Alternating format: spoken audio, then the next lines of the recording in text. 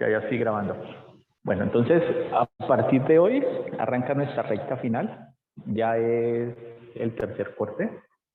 Y el tercer corte, básicamente, los temas a ver son sistemas que van a estar presentes en el tórax, o sea, respiratorio, circulatorio, en el abdomen, digestivo, urinario, genital masculino, genital femenino y terminamos con uno que se llama pelvis ósea y pelvis muscular. Y esos son los temas que corresponden a este corte. Ya más adelante nos ponemos de acuerdo en la forma en cómo vamos a calificar. ¿Listo? Entonces hoy vamos a ver tórax, que incluye la parte ósea, la parte muscular, la parte respiratoria y vamos a ver corazón.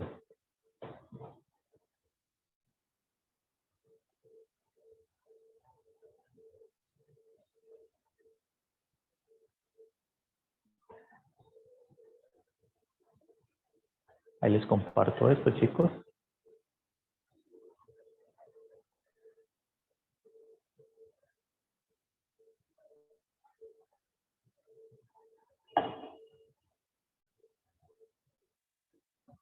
Bueno, entonces cuando hablamos de tórax, nos vamos a ubicar anatómicamente en la región anterior y superior del tronco.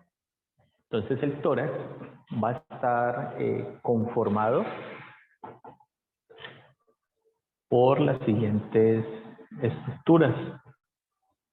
Vamos a tener un hueso, en la parte intermedia o en la parte media, dependiendo cómo lo vayamos a denominar, que se llama el esternón. Lateralmente a él vamos a tener las costillas y en su parte posterior el tórax se va a relacionar con la columna vertebral.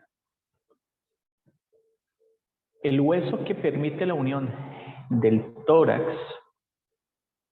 con el miembro superior, derecho o izquierdo, va a ser la clavícula.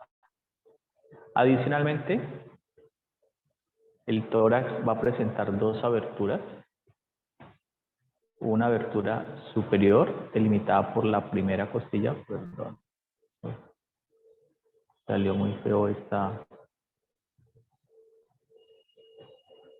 Una abertura superior y una abertura inferior, que es esta, donde voy a encontrar un músculo que divide la cavidad torácica del abdominal, que se llama el diafragma.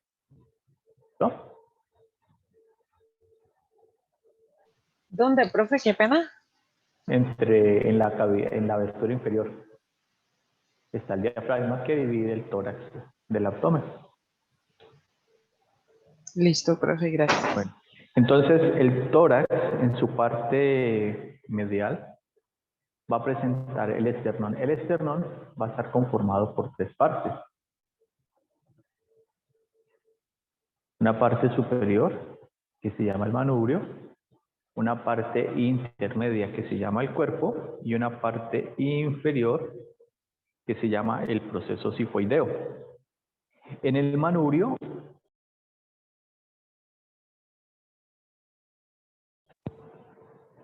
se van a presentar unas incisuras. Esta grande se llama la incisura yugular.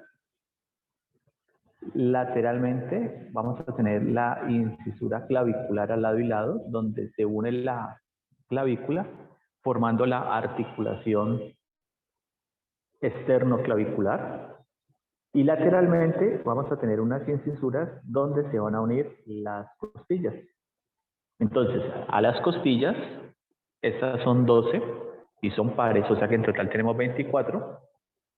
Ellas se van a clasificar en dos grupos grandes, las que son falsas y las que son verdaderas. Y le llamamos verdaderas a aquellas costillas que se unen directamente al esternón. Por eso las 7 primeras son verdaderas y las 5 restantes son falsas. Se le llaman falsas porque no se articulan directamente al esternón. De esas 5 que son falsas, hay 2 que son flotantes. ¿Qué significan? Que no están articuladas por la parte anterior, que sería la 11 y la 12. El esternón, entre el manubrio y el cuerpo, presenta un ángulo que se denomina el ángulo esternal. Y aquí hay un cartílago que me forma una articulación cartilaginosa tipo sincondrosis y se llama la sincondrosis manubrio-esternal. En la parte inferior, entre el cuerpo y el proceso cifoideo, tengo la otra articulación cartilaginosa tipo sincondrosis que se llama la cifoesternal. Y lateralmente, las costillas se unen al esternón a través de sus cartílagos costales. Y aquí se forma la articulación esterno-condral o condroesternal. Como estas estructuras tienen cartílago, el cartílago con el paso del tiempo tiende a hacerse rígido, a deshidratarse.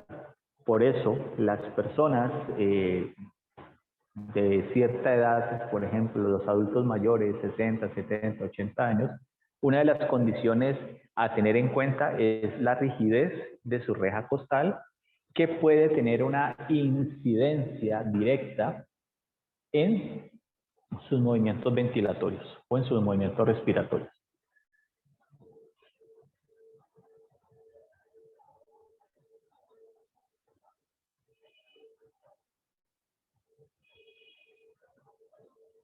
Las costillas entonces van a ser 12 al lado y lado.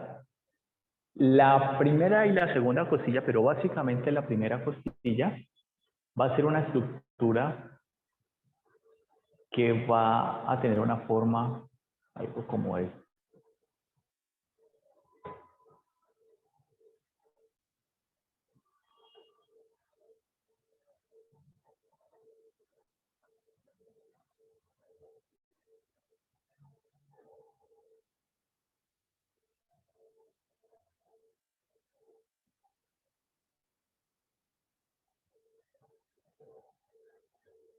La primera costilla va a estar, digámoslo, acostada, y de la segunda costilla hacia abajo, esta va a estar, digámoslo,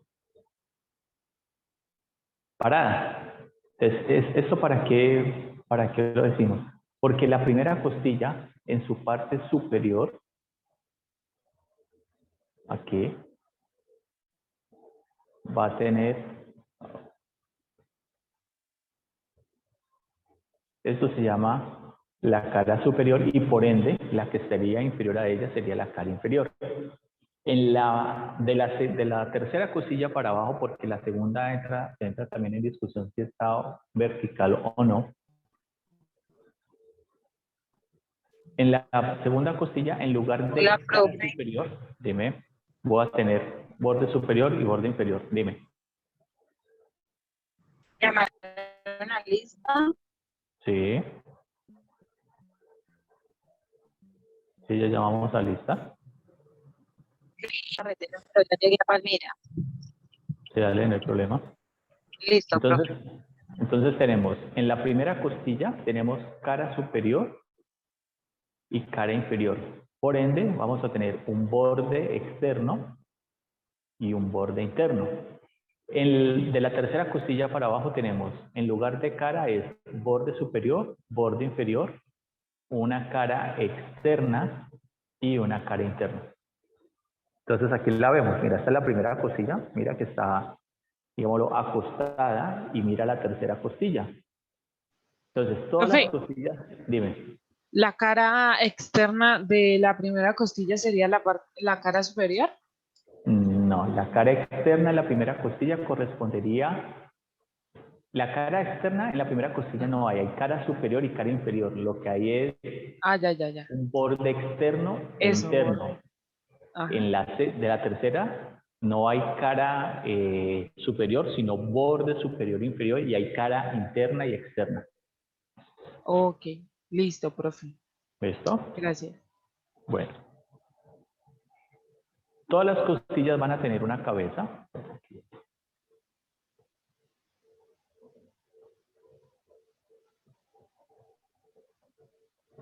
La cabeza va a tener dos carillas articulares, una superior y una inferior, que se van a unir a los cuerpos vertebrales. Va a presentar un cuello, un tubérculo, un ángulo, un cuerpo y en la parte inferior un surco. Entonces mira que aquí sí puedo identificar el borde superior, borde inferior, la cara interna y la cara externa.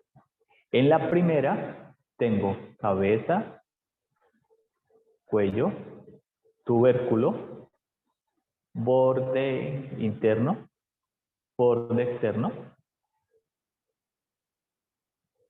cara superior y por ende tendría la cara inferior. ¿Listo?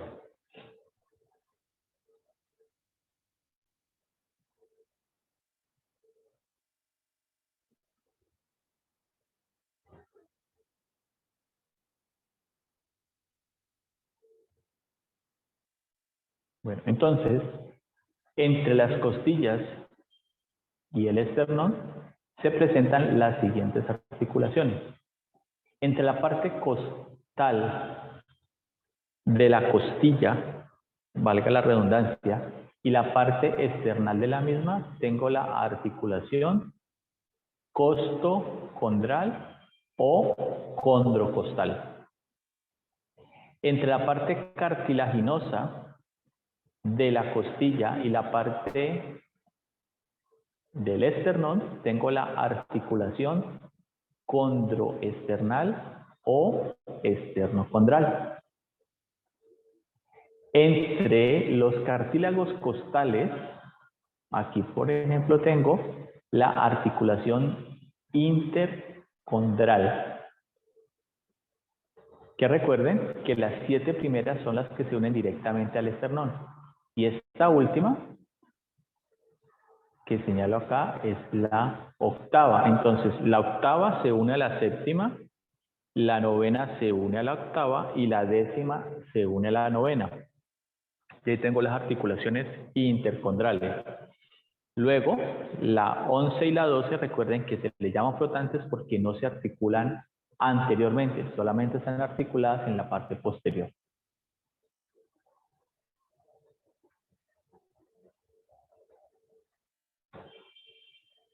En su cara posterior, la cabeza de la costilla se une a las carillas articulares presentes en los cuerpos vertebrales y me forma la articulación de la cabeza de la costilla. Y el tubérculo de la costilla se une a la cara articular del proceso transverso de las vértebras torácicas y me forma las articulaciones costotransversarias. La unión de articulación de la cabeza de la costilla más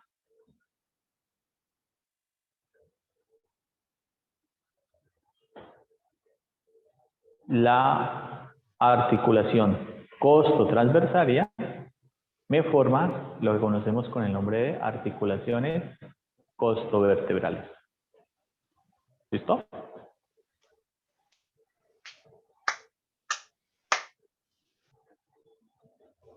Profe, ¿podrías, porfa, devolver un momentico la diapositiva? ¿Me devuelvo al anterior? Sí, señor, por favor. Espérate que es aquí. Ah, perdón.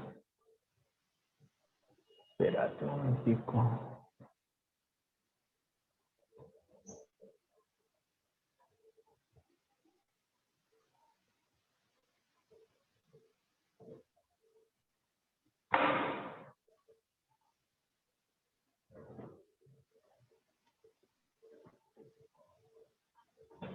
Ahí, profe. Gracias.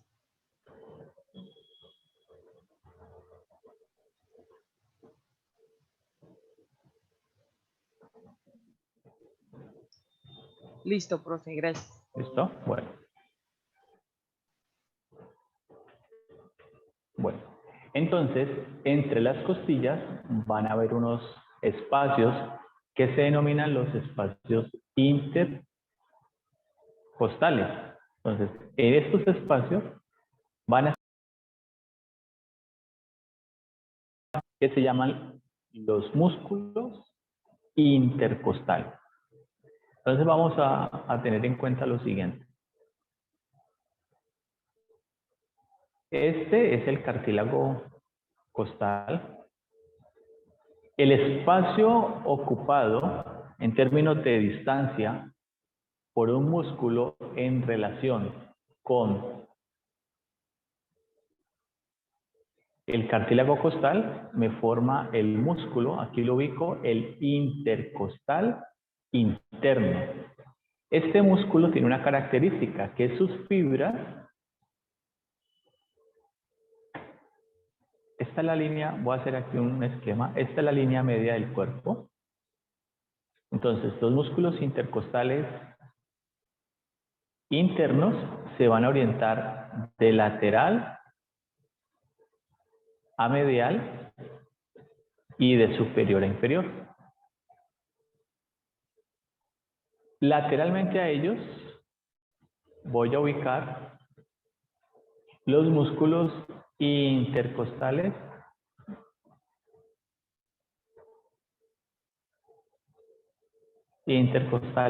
externos. ¿Qué significa esto? Que ellos van a tener una orientación en sus fibras en sentido contrario al intercostal interno.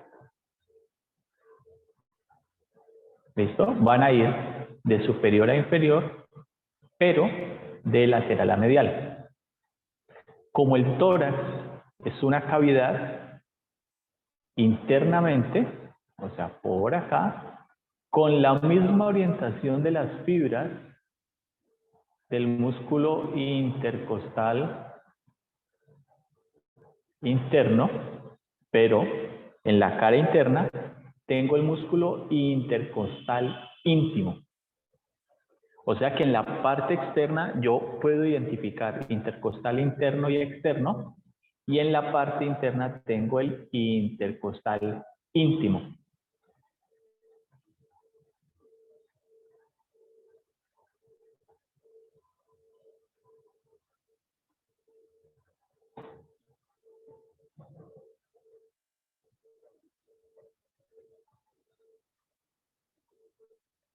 Esta es la pared posterior. Mira que este es el esternón. Aquí. Entonces los músculos intercostales íntimos solamente los puedo ubicar por este lado, o sea, por esa cara interna. Lateral y de forma oblicua al esternón tengo el músculo transverso del tórax, que son fibras oblicuas, y ya sabemos que en la parte inferior pues voy a tener el músculo diafragma.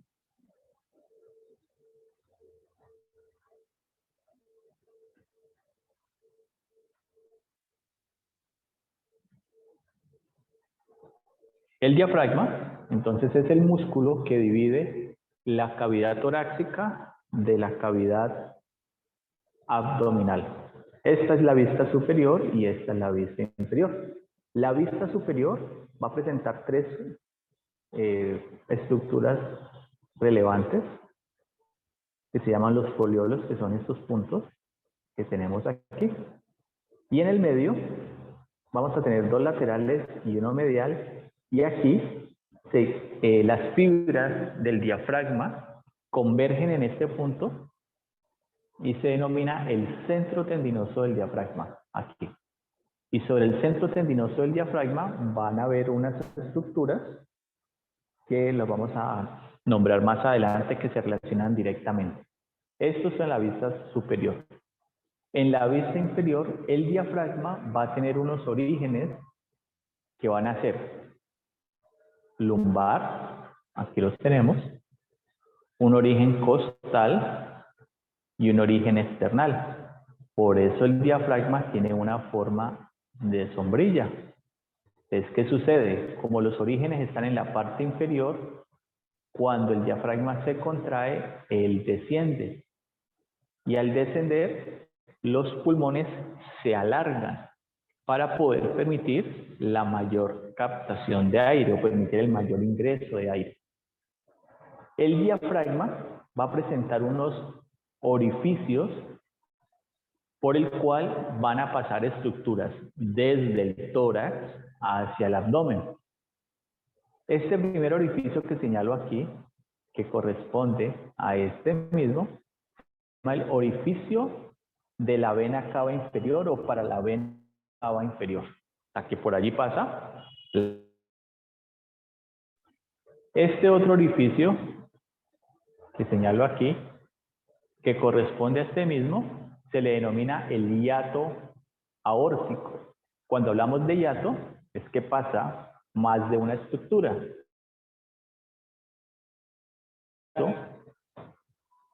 Allí, la arteria aorta abdominal y el conducto torácico que va del abdomen al tórax.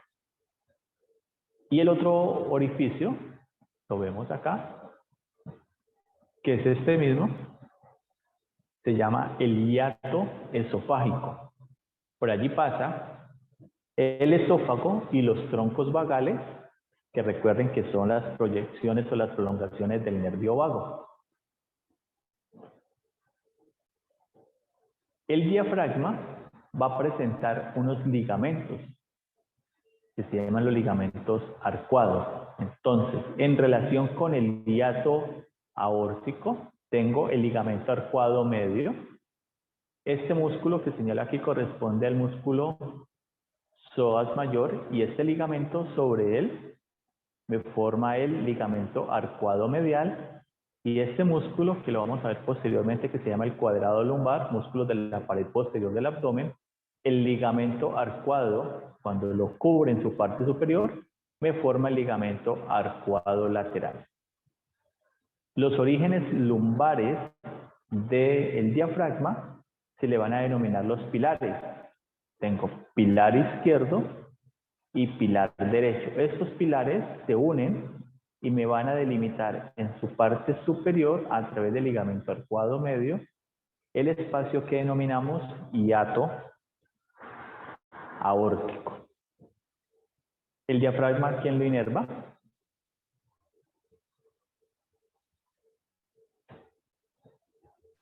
Las costillas. No, ¿qué nervio lo inerva?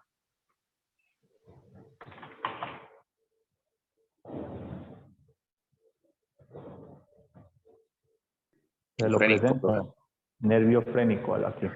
El nervio frénico, recuerde que se forma de C3, C4, que hacen parte de ¿qué plexo? Cervical. Cervical y tiene una rama de C5. ¿Y C5 hace parte de qué plexo? Braquial. Braquial. Entonces el nervio frénico en el cuello lo ubico anterior a qué músculo? Esternocleidomastoideo. No, te fuiste muy superficial. Músculo que junto con otro músculo delimitan algo que se llama el surco interescalénico. ¿Cómo se llama? Escaleno anterior y medio. Escaleno anterior. Entonces el músculo escaleno anterior, valga la redundancia, permite la ubicación anterior del nervio frénico. Entonces el nervio frénico desciende anterior al músculo escaleno anterior, pasa lateralmente al pericardio, que es el tejido epitelial que recubre el corazón, y va a llegar al diafragma. Míralo aquí. Entonces, cuando el nervio frénico se irrita, se habla de que hay un hipo.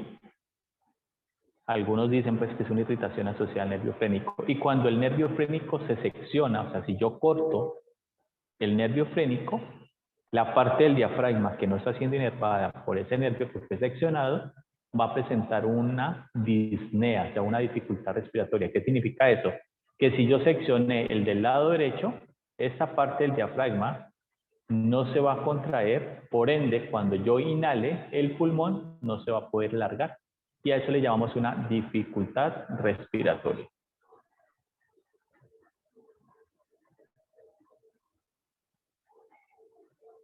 La respiración hace parte de la función vital, o sea, es la más importante de todas. Sin aire no podemos durar más de 5 minutos. Entonces, la respiración se denomina como el intercambio gaseoso entre el medio externo y el medio interno. Para poder que se dé la respiración, hay unos músculos que se llaman los músculos de la respiración. Entonces, recuerden que la respiración va a tener dos movimientos. ¿Cuáles son?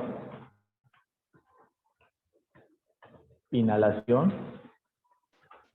o inspiración, o lo que la gente conoce como tomar aire. Y tenemos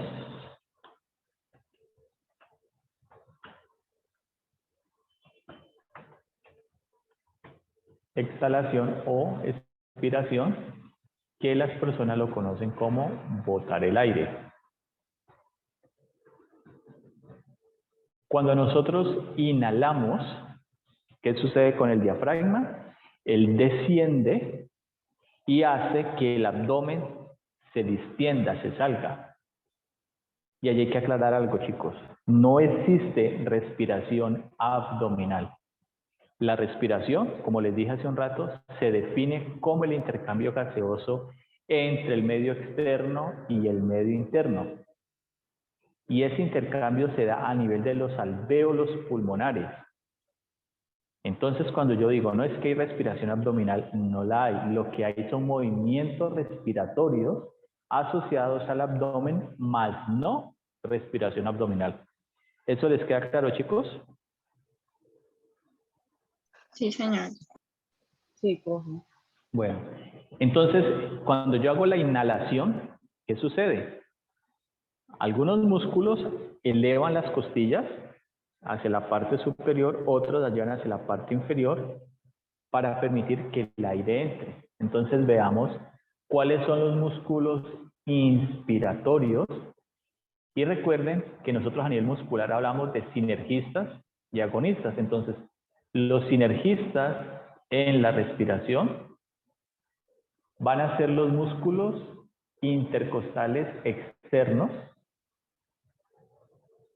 la parte intercondral del músculo intercostal interno y el diafragma. Esos son los músculos agonistas en la respiración. ¿Cuáles serían los sinergistas? Entonces, van a ser, aquí dicen accesorios, pero realmente son sinergistas, que sería el esternocleidomastoideo, que ya sabemos dónde lo ubicamos. Dime. Profe, ¿los que acabas de decir son sinergistas? No, los tres primeros son agonistas. Ah, bueno. Y los que estoy nombrando son sinergistas. Entonces son esternocleidomastoideo y escalenos, anterior, medio y posterior. Músculos de la expiración. Básicamente van a ser los músculos anchos del abdomen, recto del abdomen, oblicuo interno y externo, y el músculo transverso. Esos son los músculos agonistas en la expiración.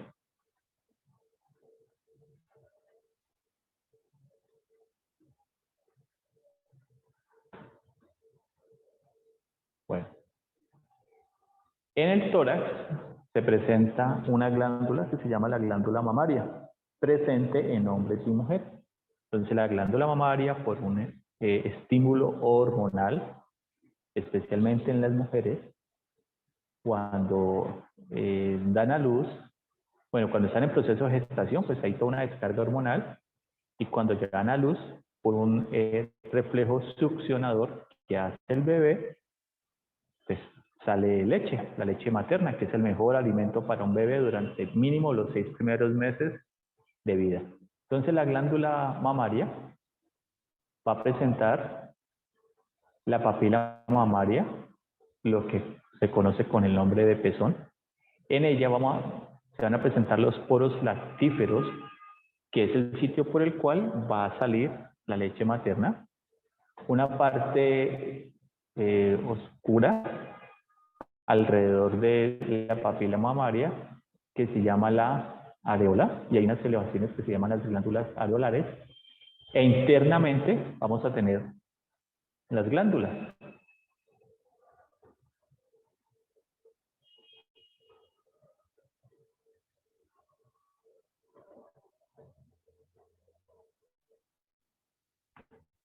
Aquí entonces se ha retirado la piel y vamos a encontrar el conducto lactífero, que es por el cual la leche va a pasar, se va a almacenar en un celo lactífero que luego va, por efecto de la succión, a través de los poros lactíferos, pues va a pasar desde la parte interna hacia la parte externa.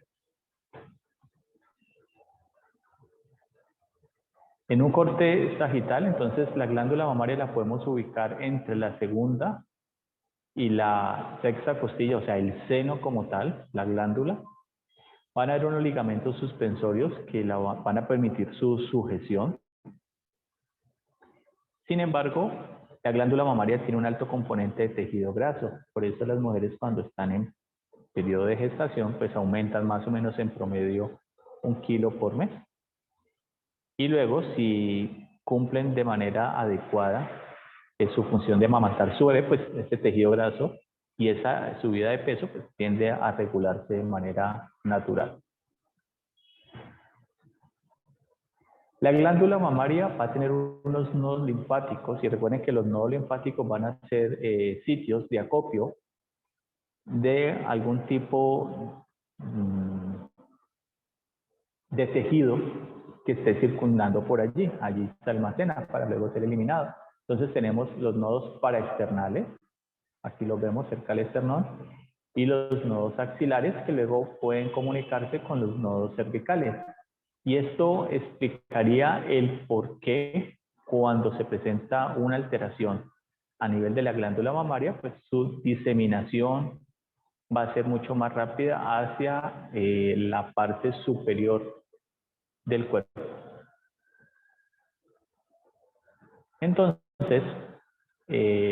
la glándula mamaria se puede ver afectada por una lesión generada por el cáncer de mama. Entonces es un tumor, el tumor puede ser benigno o maligno, para que sea cáncer tendría que ser maligno, y mira toda la cadena ganglionar que está adyacente a ella. Entonces todas las mujeres se deben de hacer el autoexamen de mama. Recuerden que el cáncer de mama es una de las enfermedades que puede ser prevenible, porque a veces no se previene, uno se puede tratar y se debe hacer un correcto autoexamen. Niñas, ¿ustedes se hacen el autoexamen de mama?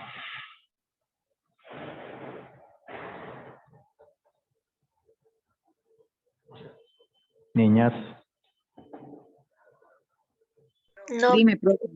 no, ¿no profe. se hacen el autoexamen de mama? Ah, Deben de autoexamen, hacérselo. sí. Deben de hacérselo. Yo sí. Deben de hacérselo y deben palpar cualquier masita, cualquier cuerpito extraño que tengan allí. Lo hablo porque ustedes saben que hace un tiempito viví una situación de un cáncer de mama que fue detectado a tiempo, pero fue supremamente agresivo y pues se nos llevó a una persona muy especial en nuestras vidas. Entonces aquí tenemos una lesión. Mi abuelo le dio cáncer de mama y después ¿Tu le hizo abuelo? Es que metastasisión. Al mío, Ajá, al mío también le dio cáncer de mama. ¿Tu abuelo o tu abuela? abuelo. Abuelo también. ¿Abuelo? Es que a los hombres también les puede dar cáncer de mama. Entonces, mire, aquí tenemos la glándula mamaria, aquí tenemos la lesión, el tumor, que a través de la mamografía, bueno, primero se hace el examen, el autoexamen, y se palpa si hay o no la lesión, la masita. O vas a consultar con tu médico te va a enviar una mamografía para determinar la ubicación del mismo y luego hacerte una biopsia para tomar una muestra del tejido y saber si es o no maligno. Los hombres también debemos de hacernos el autoexamen de mama. Debemos de tocarnos porque nosotros tenemos glándula mamaria. No desarrollada, pero está allí.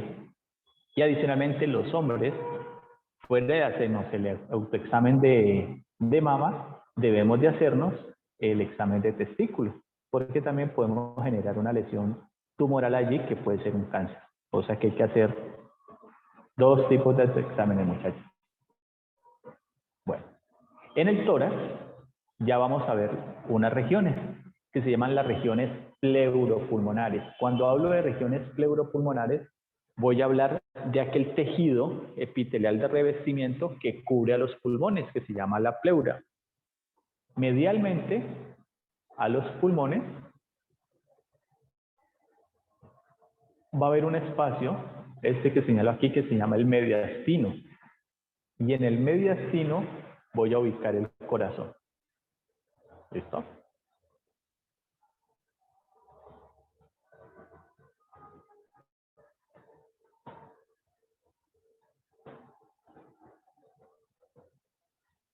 En una vista lateral, yo puedo determinar la ubicación de los mediastinos. Entonces, si tomo como referencia la abertura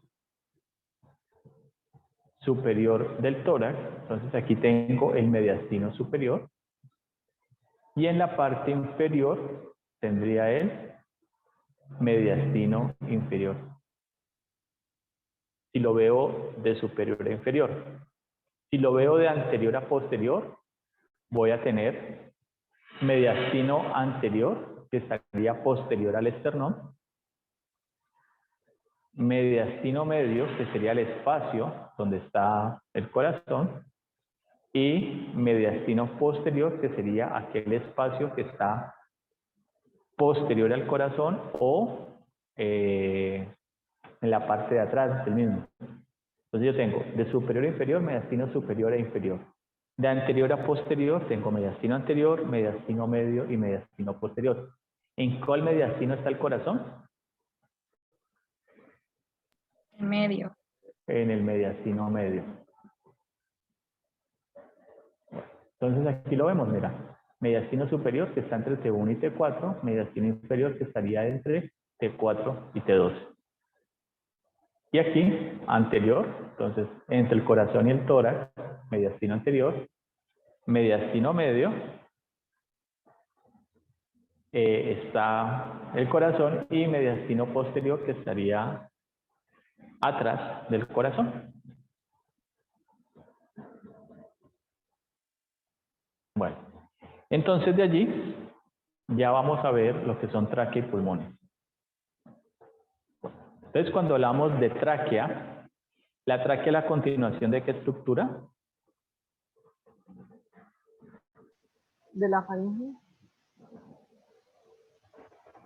De la faringe, no, de la laringe. Laringe. La tráquea se continúa como laringe, perdón, al revés. La laringe se continúa como tráquea y el esófago es la continuación de la faringe. Entonces, faringe, esófago, laringe, tráquea. Entonces, la tráquea está conformada por unos anillos traqueales en forma de C invertida, o sea, están así. O sea, aquí hay, en la parte posterior hay una membrana.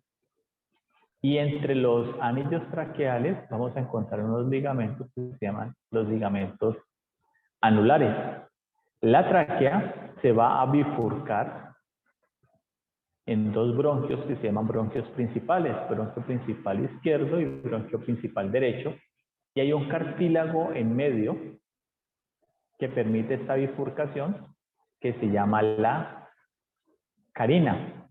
Entonces, la carina permite que la tráquea se divida en 2. Bronquio principal derecho, bronquio principal izquierdo. A su vez, los bronquios principales se van a subdividir en bronquios lobares. Para el caso del pulmón derecho tengo bronquio lobar superior, bronquio lobar medio y bronquio lobar inferior. En el caso del pulmón izquierdo tengo bronquio lobar superior y bronquio lobar inferior. A su vez, los bronquios lobares se van a subdividir en unos bronquios más pequeños que se llaman los bronquios segmentales. En ese bronquio segmental voy a tener un bronquio que se llama el bronquio terminal, donde voy a tener los bronquiolos respiratorios de primero, segundo y tercer grado, y que luego van a terminar en algo que se denomina el saco alveolar, donde están los alvéolos pulmonares, que es el sitio donde se hace el intercambio gaseoso.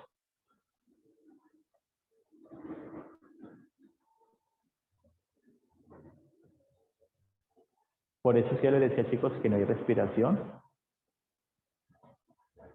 abdominal. Entonces, los bronquios segmentales se clasifican a partir de unos términos. Entonces, se los voy a explicar aquí. Si aparece la letra S, significa segmental. Si aparece la letra B, significa basal, o sea, basal de base. Entonces, para el bronquio lobar superior del lado derecho, vamos a tener los siguientes bronquios segmentales. Superior apical, o sea, A mayúscula, P minúscula significa apical. Perdón, segmental apical, perdón, segmental posterior y segmental anterior.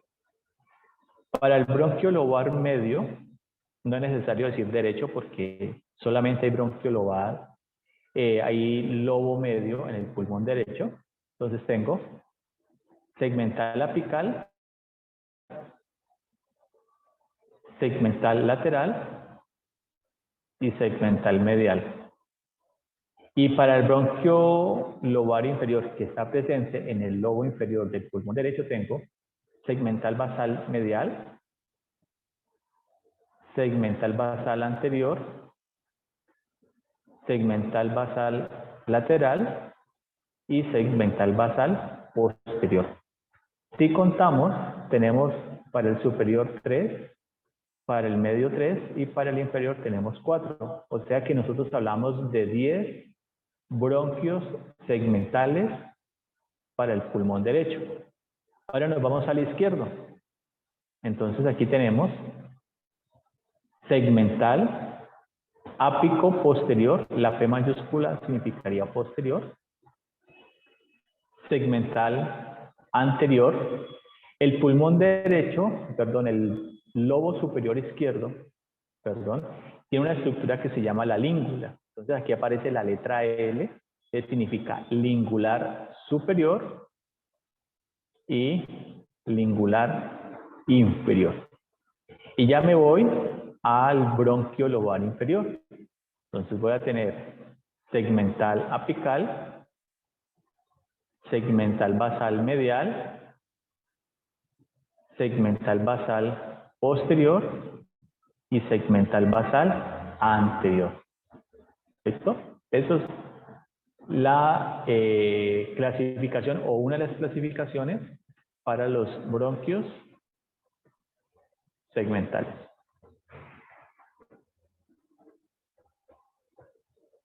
Aquí pues ya lo vemos en un tema de colores. Entonces, estos del lado derecho, aquí, corresponde al pulmón derecho y por ende los otros al izquierdo.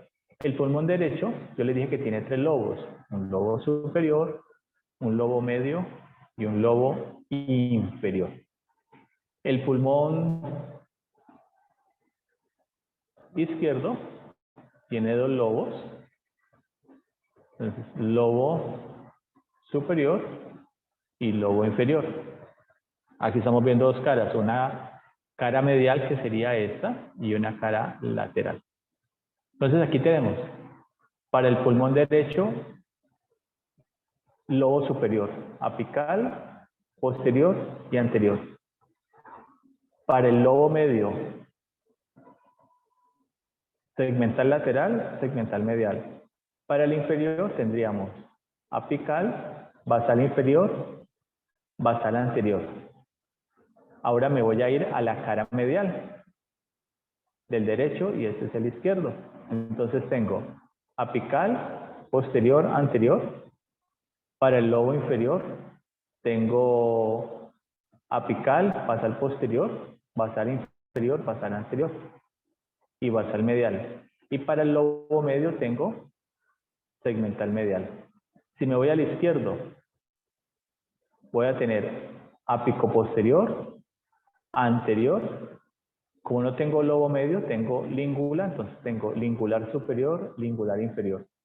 Y si me voy al posterior, tengo basal inferior, basal anterior, apical. Y si me voy a la cara medial, voy a tener basal lateral, basal anterior, basal posterior. En la língula, lingular superior inferior, y en la parte superior que corresponde al bronquio lobar, al lobo superior izquierdo, perdón, ápico posterior, anterior y no más. ¿Listo?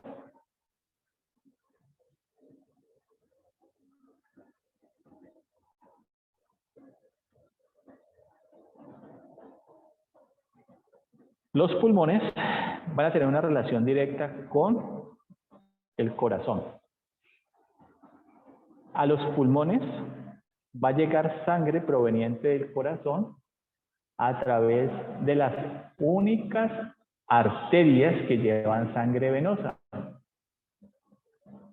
que es la arteria pulmonar. Así está pintada de azul. Y del pulmón va a salir sangre transportada por venas, que son las únicas venas que van a llevar sangre arterial. Entonces aquí el sistema cambia. ¿Qué sucede? Llega la arteria con sangre venosa, va a los plexos formados por los capilares arteriales y allí, por un tema de difusión de un sitio de mayor concentración, se hace el intercambio gaseoso. Y el intercambio gaseoso, ¿cuáles son los gases presentes allí? Oxígeno y dióxido de carbono. Se hace intercambio de oxígeno por dióxido de carbono. Entonces, las arterias pulmonares van a traer sangre venosa, o sea, sangre rica en CO2. A nivel del capilar se hace el intercambio venoso. Entonces, a través de la vena pulmonar se lleva sangre arterial rica en oxígeno y va a ir a todos los tejidos.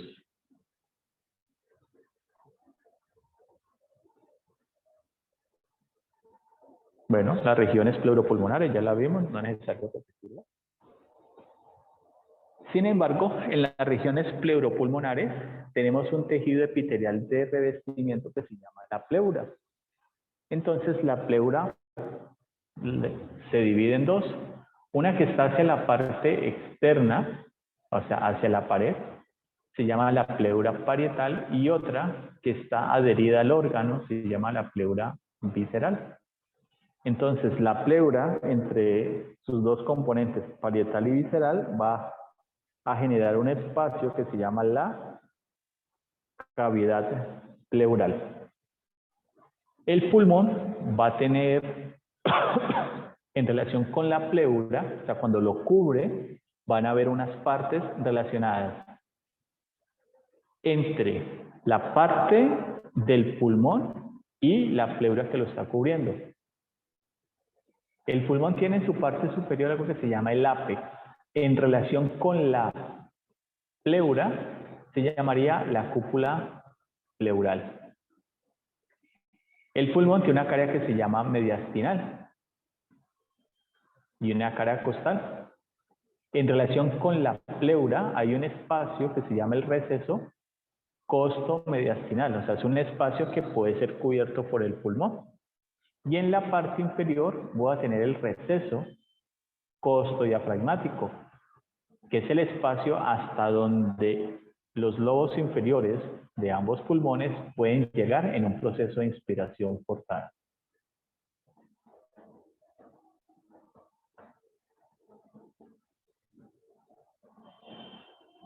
Entonces aquí tenemos pulmones, ya les hemos quitado la pleura, los pulmones se van a dividir en lobos y esa división de los lobos va a estar dada por unas fisuras. Entonces tenemos una fisura oblicua, que es esta que señalo, que divide, coloquémosle en un color más llamativo, en el pulmón derecho, el lobo superior y el lobo inferior. En el pulmón izquierdo me va a dividir los mismos lobos.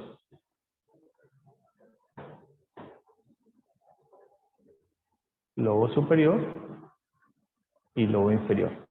No tengo más lobos. En el pulmón derecho voy a tener una fisura horizontal, que es esta, que me va a dividir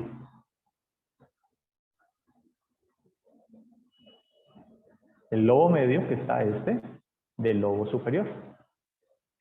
Y la fisura oblicua en la parte inferior, pues me delimita el lobo inferior del lobo medio. En la parte superior el pulmón va a tener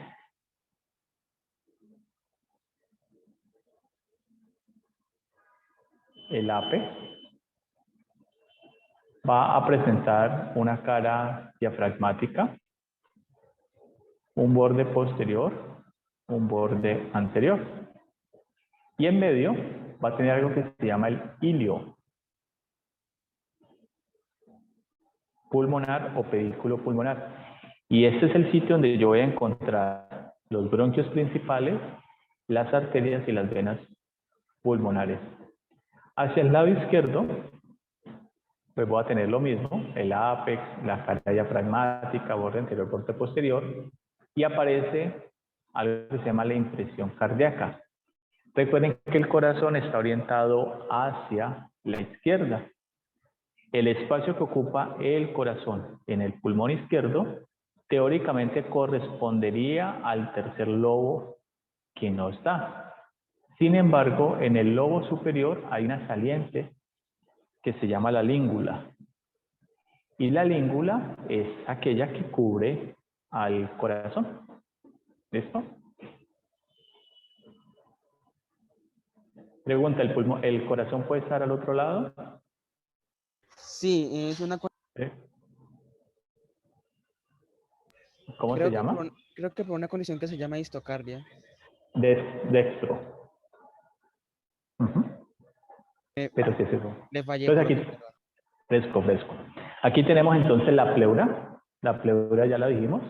Hay una pleura parietal que va hacia la pared. Hay una pleura visceral. Entonces, esta es la parietal. La visceral va a ser esta. Y entre los dos va a haber un espacio que se llama la cavidad pleural.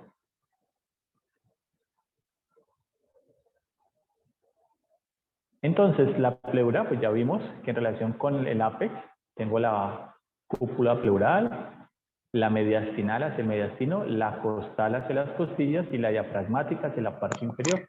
Profe, qué pena. ¿Se puede volver un momentico en la diapositiva donde Dime. están las arterias y las venas pulmonares? Yo le pregunto algo.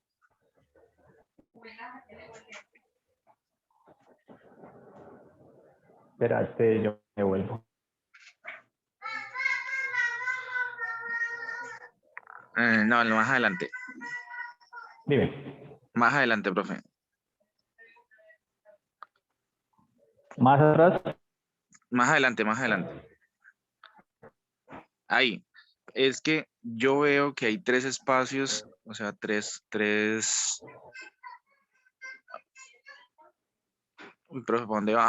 La diapositiva que estaba, profe, anteriormente. En la que se ve la impresión cardíaca. ¿Sí? No. Más adelante. Más adelante. No, pues más adelante no. ¿Dónde? Bueno, pero esa imagen me sirve de todas maneras. Es que sobre la parte medial del pulmón veo tres espacios arteriales y dos venosos. Me imagino que esa es la arteria pulmonar, pero esa división de esas tres tiene algún nombre, o sea, cada una.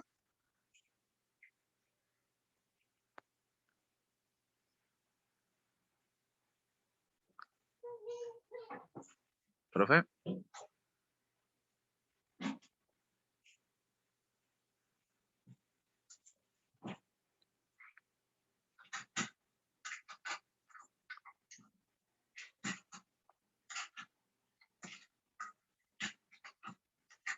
Ole, ¿me escuchas? No, no lo estaba escuchando, pero ahora sí. ¿Esa es? No, más adelante, la siguiente.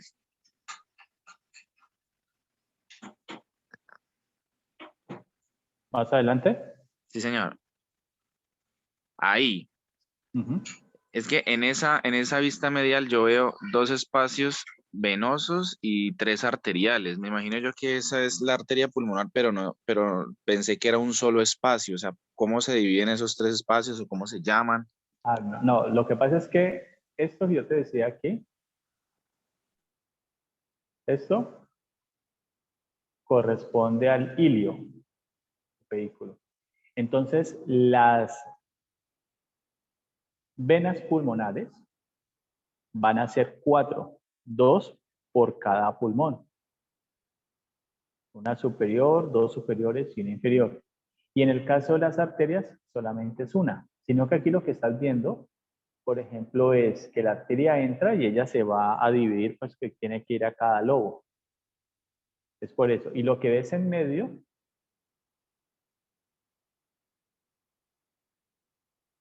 esto corresponde al bronquio principal. Este.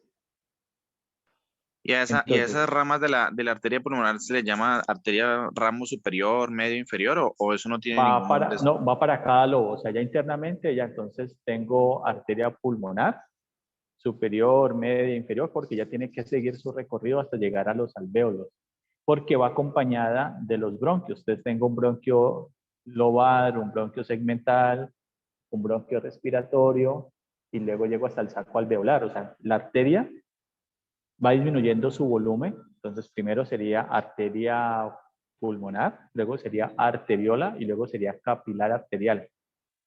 Y la vena haría lo mismo, capilar venoso, vénula y vena. Ah, ya Desde la entiendo, izquierda. profe, listo. Ahora sí, muchas gracias. ¿Listo? Bueno.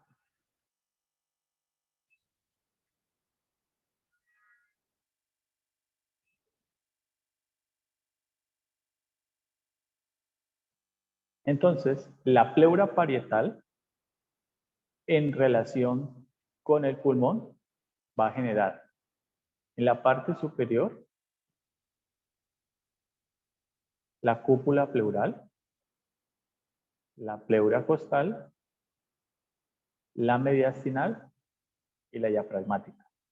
Porque recordad que la pleura parietal es la que va hacia el tórax, hacia la parte externa.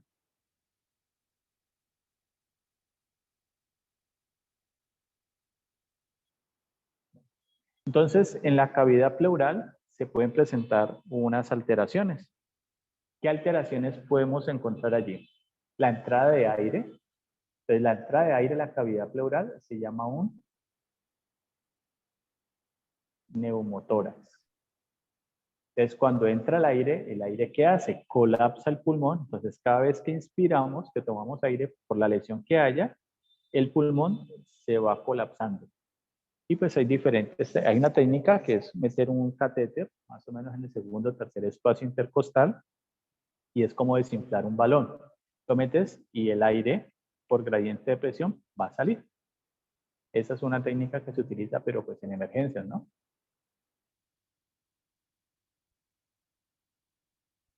También puede haber presencia de agua, y a eso le llamamos hidrotórax. También puede haber presencia de sangre, se llama hemotórax. Y también puede haber una mezcla de sangre y de aire que se llama hemoneumotórax. También puede haber material purulento y a eso se le llama un piotórax. ¿Cómo se corrige estas condiciones, entonces a los pacientes les ingresan un tubo que se llama un tubo o sello de tórax. Ustedes recuerdan que hablábamos de las costillas y que las costillas tienen un borde inferior. Este borde inferior de las costillas, por allí pasa un paquete que se llama el paquete Van, así como en los miembros inferiores, donde está la vena, la arteria y el nervio intercostal. Entonces, cuando hacen este procedimiento, que es entrar hacer un corte, una incisión, para llegar a la cavidad pleural, siempre se hace sobre el borde superior de la costilla y no sobre el borde inferior.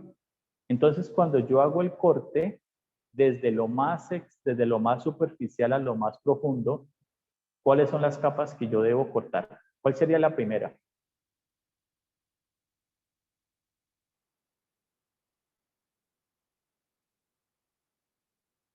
Parietal. No, las capas. Lo primero es la piel. Vamos de lo más superficial a lo más profundo. Luego tendría un tejido subcutáneo. Luego tendría a nivel del tórax en la parte lateral el músculo serrato anterior. Y luego ya me encontraría con los músculos intercostales. Entonces primero iría por el intercostal interno, el externo, el interno, el íntimo, y luego ya me encontraría con la pleura parietal. La pregunta que les hago es, ¿sigo hasta romper la pleura visceral o me quedo en la cavidad pleural? No, en la cavidad pleural. Me quedo en la cavidad pleural porque si sigo y rompo la visceral, pues ya estoy ¿dónde? Dentro del pulmón. Y ahí se voy a generar una iatrogenia.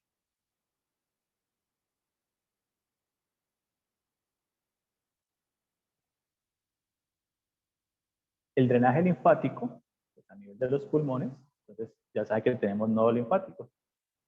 Entonces tenemos unos nodos pulmonares que están asociados directamente al pulmón, unos nodos broncopulmonares asociados a los bronquios principales y su relación con los pulmones, unos nodos traqueobronquiales que se relacionan entre la tráquea y los bronquios, que se clasifican en inferior y superior, unos nodos traqueales paralelos a la tráquea y que ellos van a drenar su contenido hacia el nodo cervical profundo inferior para luego su contenido ser drenado a las venas y llegar al cuerpo y hacer todo su proceso